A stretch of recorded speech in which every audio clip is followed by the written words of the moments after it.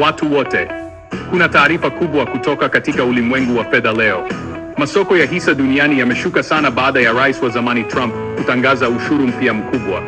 Mshtuko huu umeathiri masoko ya Asia Pasifiki kwa kiasi kikubwa na pia soko la hisa la S&P 500 la Marekani, ambalo limepata siku yake mbaya zaidi tangu mdororo wa kiuchumi wa COVID-19 mwaka 2020. Kampuni kubwa tunazozijua, Nike, Apple na Target, hazikusazwa pia. Bei za hisa zao zilishuka kwa zaidi ya 90%.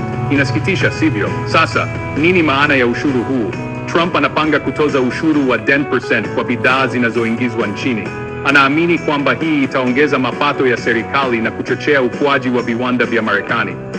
Trump ana imani kwamba uchumi wa Marekani utafufuka kama ndege wa Phoenix kutoka kwenye majivu.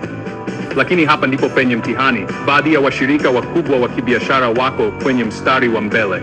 China inakabiliwa na ushuru wa jumla wa 15% na Umoja wa Ulaya unafuata kwa 20%. Wote wameapa kulipiza kisasi. Rais wa Ufaransa Emmanuel Macron ametoa wito kwa kampuni za Ulaya kusimamisha mipango ya uwekezaji nchini Marekani. Haya ni mambo makubwa sana. Sasa, kwa nini hili ni jambo kubwa?